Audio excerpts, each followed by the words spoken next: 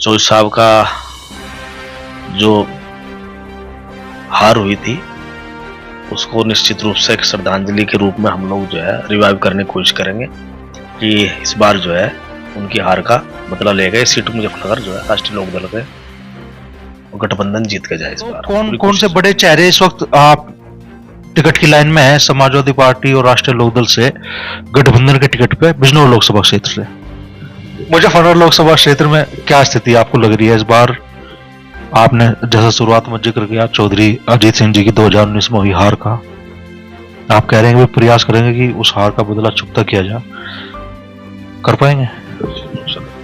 जब राजस्थान में भरतपुर जीता जाएगा, यहाँ क्या दिक्कत है? यहाँ तो अपना घर है, यहाँ तो जीतेंगे। मुजफ्फरनगर से संजीव बालियान जी को माना जा रहा है कि 30 बार भारतीय जनता पार्टी चुनाव मैदान में उतारने जा रही है और संजीव बालियान अपने काम के आधार पे और लोगों के बीच अपनी उपस्थिति के आधार पे वो चुनाव मैदान में उतरने जा रहे हैं। इस बात को वो कई बार कह चुके हैं। तो संजीव बालियान से मुकाबला कितना भारी गठबंधन को यहाँ पड़ने वाला है? दूसरा चुनाव तो कड़ा पड़ रहा है, तीसरा चुनाव कड़ा पड़ा है, हमें भी कड़ा ही पड़ा था भाई। हम तो अपने अनुभव की बात कर रहे हैं, हम भी हार गए तीसरे वाला, तो कड़ा है मामला इस बार। तो यहाँ गठबंधन की जीत होगी, पता ही नहीं पड़ा कहाँ गए। ओवेलियन सब बाहर जा गए सीधे एकदम।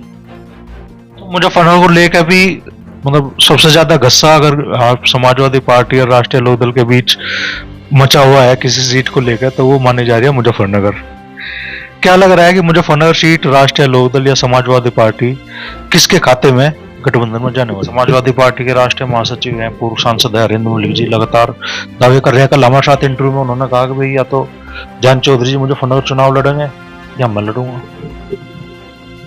जब जयंत चौधरी लड़ेंगे फिर तो कोई लड़ने का ही नहीं है, फिर कौन लड़ रहा? आज की तारीख में जो वोट है ना, जो जनता है, वह वोट जो है ना दो जगह बट रही है।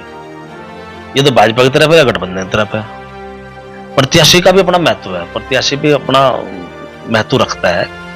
मलिक साहब भी मजबूत प्रत्याशी, उसमें कोई दो राय नहीं है। लेकिन यहाँ जो मजबूत जो है ना, प्रत्याशी मजबूत नहीं, यहाँ सिंबल मजबूत है। यहाँ जो लड़का लेगा होगा वो जीत की तरफ चलेगा। आपने गदर 1 भी देखी, गदर 2 भी देखी, वो तो मुझे पता है व्यक्तिगत तौर पे। तो आप कह रहे हैं कि जिसके हाथ में हैंड पंप होगा वही सनी देओल बन जाएगा यहाँ से? हाँ, वही बनाएगा सनी देओल पक्का। पश्चिम में अच्छी लड़ाई होगी, बढ़िया लड़ाई होगी और निश्चित रूप से अधिक सीटें हम लोग जीतेंगे भी। चाहे मुजफ्फरनगर हो, बिजनौर हो, कैराना हो, ये तो हमारे प्रभाव क्षेत्र की सीट है बिल्कुल। ये तो हम बिल्कुल निश्चित रूप से 100% जीतेंगे सीट। और बागपत, मथुरा, ये सब अच्छी सीटें हैं हमारी। रिजल्ट पश्चिम में बढ़िया रहेगा। अगर भारतीय जनता पार्टी कर घबरा रही तो वहाँ यहाँ से राष्ट्रीय लोकदल से तो थोड़ा सा डरेगा। लगभग 12 लोकसभा सीटों पे आरएलडी की दावेदारी है गठबंधन में। कितनी सीटें आरएलडी को मिलने जा रही है और आपका व्यक्तिगत अंदाजा क्या कह रहा है कि भाई राष्ट्रीय लोकदल के इस बार कितने सांसद लोकसभा पहुंचने जा रहे हैं? हम हारने वाला क्यों लड़ाऊंगा, हम तो सब जीतने वाला, सारे जीतेंगे। तो सभी जीत की सीट है, कोई कमजोर सीट कोई सी नहीं है, सब जीत। नमस्कार दोस्तों, एएसबी न्यूज इंडिया के डिजिटल पैनल, आपके अपने Facebook page, YouTube channel Amrish Baliyan पर आप सबका हार्दिक स्वागत है, अभिनंदन है।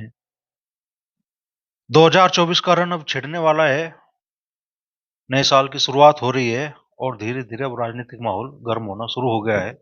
और इसके साथ ही सभी लोकसभा सीटों पर हर राजनीतिक दल से, चाहे वो भारतीय जनता पार्टी हो या गठबंधन हो, नेताओं ने अपनी दावेदारी भी पेश करनी शुरू कर दी है टिकट के लिए। तो मुजफ्फरनगर लोकसभा क्षेत्र में और बिजनौर लोकसभा क्षेत्र में किस तरह का चुनावी माहौल है, किन मुद्दों के आधार पर लोग वोट देने जा रहे हैं और क्या चुनाव परिणाम 2024 में जनता तय करने जा रही है, उसी बारे में चर्चा करने के लिए हमारे साथ मौजूद है पुरकाजी विधायक अनिल कुमार जी। तो अनिल जी, क्या लग रहा है कि 2024 में भी जिस तरीके से बिजनौर में 2019 में गठबंधन को कामयाबी मिली थी, तो क्या वो कामयाबी इस बार भी जारी रहेगी? और मुजफ्फरनगर लोकसभा सीट को लेकर क्या चुनाव परिणाम आपको लग रहा है कि आने जनता देने जा रही है? देखो, बिजनौर लोकसभा पिछली बार गठबंधन के पास थी और बहुजन समाज पार्टी का वहां से एमपी है फिलहाल मलूक नागर।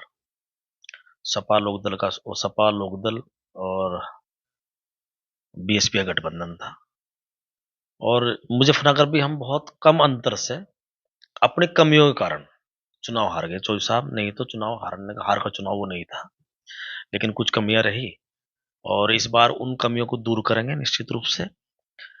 चौधरी साहब का जो हार हुई थी उसको निश्चित रूप से एक श्रद्धांजलि के रूप में हम लोग जो है रिवाइव करने की कोशिश करेंगे कि इस बार जो है उनकी हार का बदला ले गए। सीट मुजफ्फरनगर जो है राष्ट्रीय लोकदल के गठबंधन जीत के जाए, इस बार पूरी कोशिश रहेगी, जीत तोड़ मेहनत करी जाएगी। बिजनौर में जिस तरीके से मान लो मतदाताओं ने तो गठबंधन को विजयी बनाया, मलूक नागर जी को सांसद भी बनाया, लेकिन अब मुद्दा बन रहा है कि मलूक नागर जी की क्षेत्र में अनुपस्थिति वो एक बड़ा मुद्दा बन रही है। और अभी चूंकि बसपा इस गठबंधन से बाहर है, तो कौन कौन से बड़े चेहरे इस वक्त आप टिकट की लाइन में है समाजवादी पार्टी और राष्ट्रीय लोकदल से गठबंधन के टिकट पे बिजनौर लोकसभा क्षेत्र से? बिजनौर लोकसभा में देखो, उम्मीद तो है कि राष्ट्रीय लोकदल के खाते में वो सीट जाएगी। राष्ट्रीय लोकदल उस सीट को मांग भी रहा है और हमें उम्मीद है कि हमारे पास रहेगी।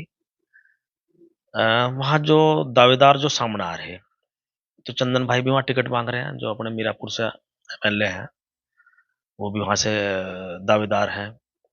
डॉक्टर नीरज हैं शायद, वो भी दावेदार हैं। और लोकदल के तो मेरे ख्याल से दो ही लोग हैं जो उधर टिकट मांग रहे हैं, बाकी कोई बाहर का मांग रहा था अलग है। मुझे जो पार्टी के लोग जो दावेदार हैं जो चाहते हैं चुनाव लड़ना, इन दो लोगों की तो मुझे जानकारी है। समाजवादी पार्टी से भी कुछ दावेदार सामने है बिजनौर लोकसभा क्षेत्र? कई दावेदार हैं। समाजवादी पार्टी से रुचि वेरा के भी होर्डिंग्स लगे हुए हैं और समाजवादी पार्टी से मेरे ख्याल से शायद कादिर राणा जी भी मेरे ख्याल से इच्छुक हैं, मुझे लगता है, जैसे कुछ मुझे जानकारी हुई। समाजवादी पार्टी से भी कई चेहरे हैं बड़े। अब देखो सीट किस पे जाती है और कौन लड़ता है चुनाव। मजबूत चुनाव है बिजनौर का, जो भी लड़ेगा वो वहाँ चुनाव बढ़िया होगा, अच्छा होगा, जीत का चुनाव है। तो मलूक नागर जी की जो गैर मौजूदगी रही क्षेत्र में, वो भी बड़ा मुद्दा बनने जा रही है कि इस बार? अब जनता के बीच में मुद्दा क्या बन जाए कुछ पता लगता नहीं, वैसे सच्चाई तो यह है।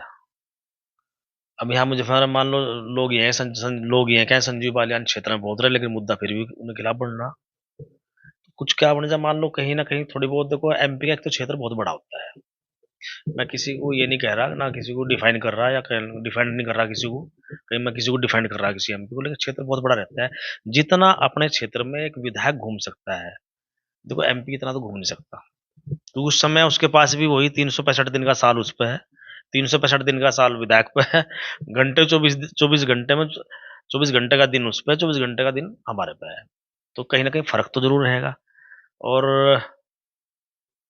मलूक जी की है कहीं ना कहीं ये बात कि भाई क्षेत्र में कुछ कम आए हैं, लेकिन मलूक नगर की खास बात है कि उन्होंने क्षेत्र के वैसे मुद्दे लोकसभा में ठीक उठाए, सभी मुद्दे जो है जो जनहित के मुद्दे उठाए, काम करा उन्होंने, अपनी जिम्मेदारी निभाई है उन्होंने। हाँ। जब बिजनौर लोकसभा क्षेत्र की भौगोलिक स्थिति भी बड़ी अलग है, दो विधानसभा मुजफ्फरनगर में होगी, एक विधानसभा हस्तिनापुर मेरठ में होगी, दो विधानसभा बिजनौर में होगी, तो क्या इन भौगोलिक स्थिति की वजह से भी एक जनप्रतिनिधि के लिए लोगों तक अप्रोच थोड़ी मुश्किल हो जाती है? ये बात है। बिजनौर लोकसभा का जो भौगोलिक स्थिति है बहुत ही उलट पुलट है। 3 तो मंडल पड़ रहे हैं, एक एमपी को 3 मंडलायुक्त, 3 जिलाधिकारी, ऐसी स्थिति है। मतलब भौगोलिक स्थिति के हिसाब से बिजनौर लोकसभा अच्छी विधान लोकसभा नहीं है, इसमें दिक्कतें जरूर आती है। कोई भी जो भी एमपी बनेगा दिक्कत आएगी। मान लो भारतेंदु रहे, उनकी भी यही शिकायत थी कि भाई क्षेत्र में नहीं आते। अगर कोई बिजनौर का व्यक्ति बनेगा तो मुजफ्फरनगढ़ को शिकायत रहेगी, कल को चंदन भाई को टिकट हो जाए एमपी बन जाए तो बिजनौर को शिकायत रहेगी, तो रहेगी शिकायत जरूर है।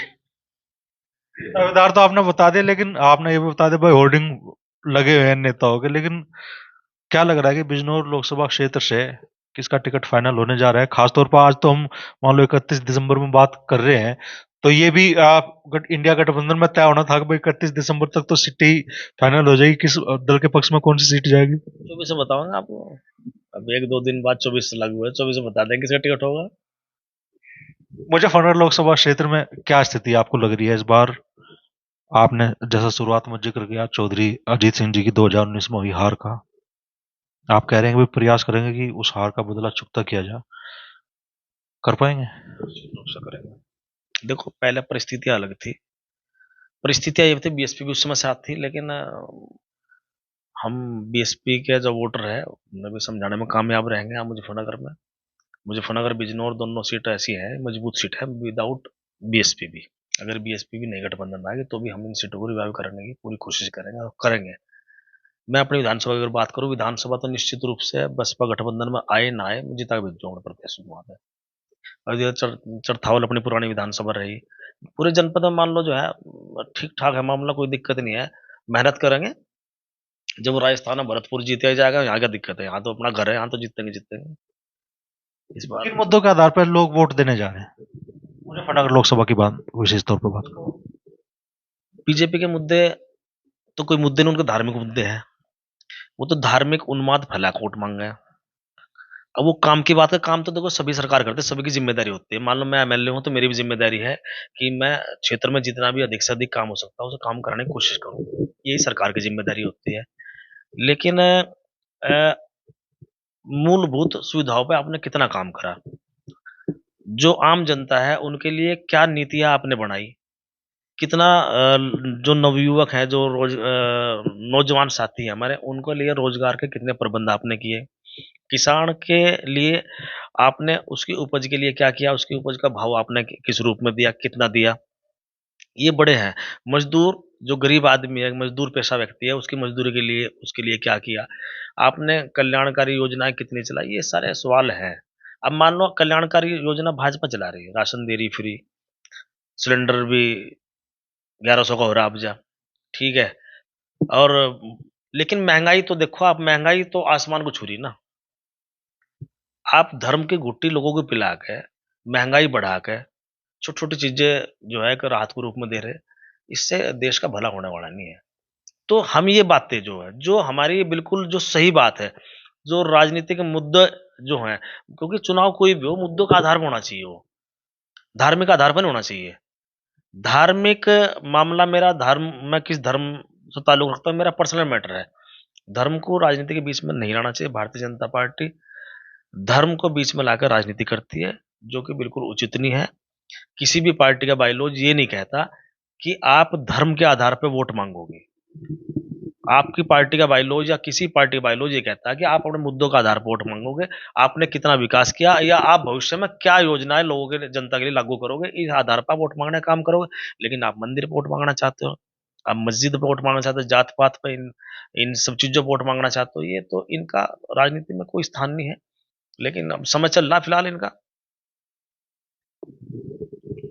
मुजफ्फरनगर से संजीव बालियान जी को माना जा रहा है कि 30 बार भारतीय जनता पार्टी चुनाव मैदान में उतारने जा रही है, और संजीव बालियान अपने काम के आधार पे और लोगों के बीच अपनी उपस्थिति के आधार पे वो चुनाव मैदान में उतरने जा रहे हैं। इस बात को वो कई बार कह चुके हैं। तो संजीव बालियान से मुकाबला कितना भारी गठबंधन को यहाँ पड़ने वाला है? तीसरा चुनाव तो कड़ा पड़ा रहा है, तीसरा चुनाव कड़ा पड़ा है, हमें भी कड़ा ही पड़ा था भाई। हम तो अपने अनुभव की बात कर रहे हैं, हम भी हार गए तीसरे वाला।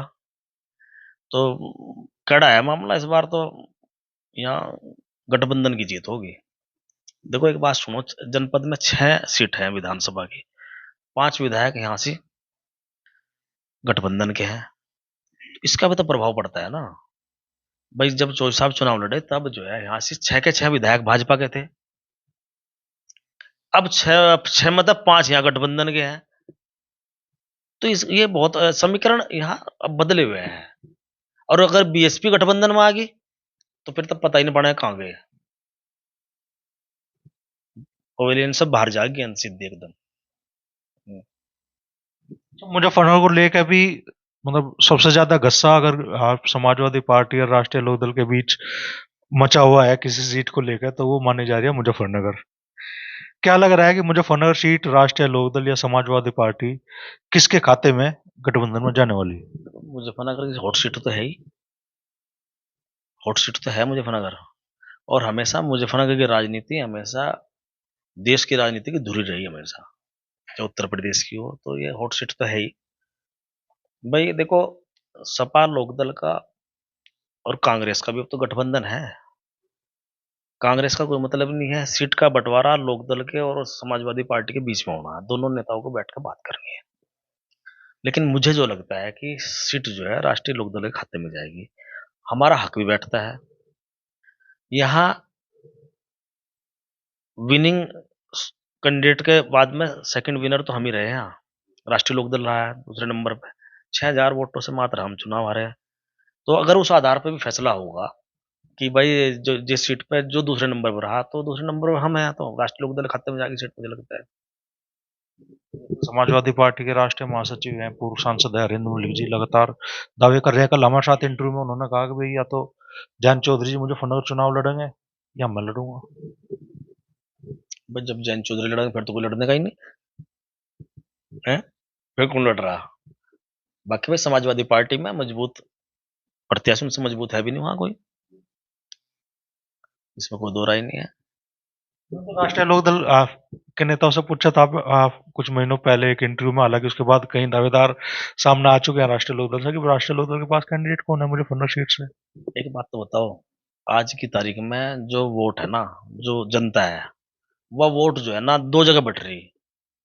ये तो भाजपा की तरफ है या गठबंधन की तरफ है। प्रत्याशी का भी अपना महत्व है, प्रत्याशी भी अपना महत्व रखता है। मलिक साहब भी मजबूत प्रत्याशी, उसमें कोई दो राय नहीं है। लेकिन यहाँ जो मजबूत जो है ना, प्रत्याशी मजबूत नहीं, यहाँ सिंबल मजबूत है। यहाँ जो लड़का लेगा होगा वो जीत की तरफ चलेगा, और मलिक साहब लेगा जो, मलिक साहब भी जीत की तरफ चल देंगे। तो है, यहाँ हैंडपंप का मामला ज्यादा है, तो यहाँ राष्ट्रीय लोकदल का ही चुनाव चिन्ह ज्यादा कारगर है। आपने गदर 1 भी देखी, गदर 2 भी देखी, वो तो मुझे पता है व्यक्तिगत तौर पे। तो आप कह रहे हैं कि भाई जिसके हाथ में हैंडपंप होगा वही सनी देओल बन जाएगा यहाँ से। हाँ वही बनागा सनी देओल, पक्का, सही बात है। दावेदार कौन कौन सामने है राष्ट्रीय लोकदल से मुजफ्फरनगर लोकसभा सीट पर, किसकी संभावनाएं ज्यादा आपको लग रही है। जब मैं पहली बार एमएलए बना 2007 में, अनिल को कौन जानना था उस टाइम, कुछ जाना था का? लेकिन विधायक बन गया मैं। तो ये कोई सवाल ही नहीं है भाई, मान लो जो है लोकदल पर कौन प्रत्याशी कौन नहीं, कई प्रत्याशी लोकदल के पास हैं। भाई योगराज जी कोशिश कर रहे हैं, पर संजीव का भी नाम आ रहा, ठीक है।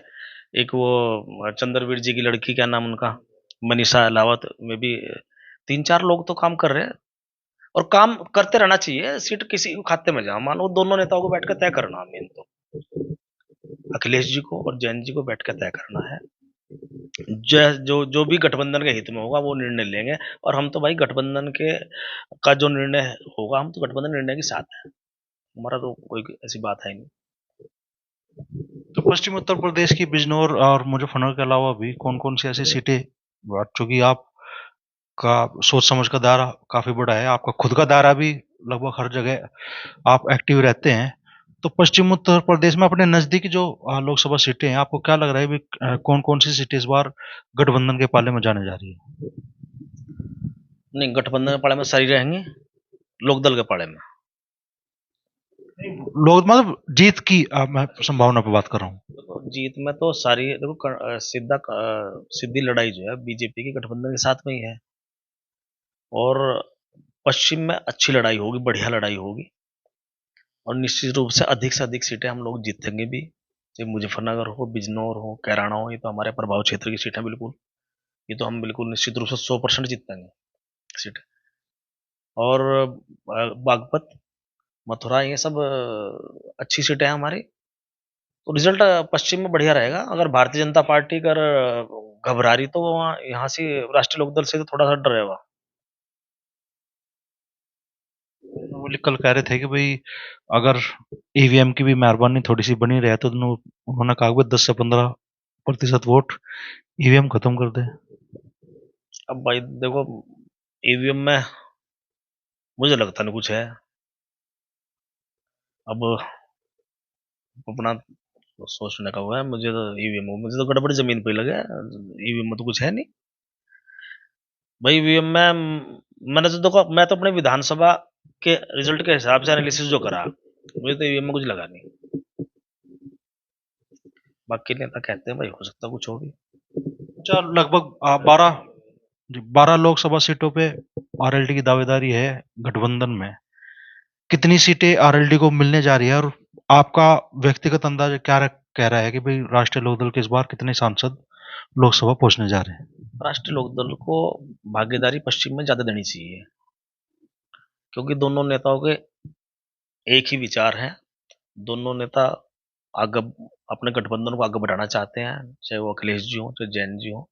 तो दोनों नेताओं को बैठ के, जैसे विधानसभा में उत्तर प्रदेश में अधिक से अधिक सीट जो है राष्ट्रीय लोकदल को देना काम किया था, उसी प्रकार उसी रणनीति के तहत जो है ज्यादा सीटें लोकदल को देनी चाहिए।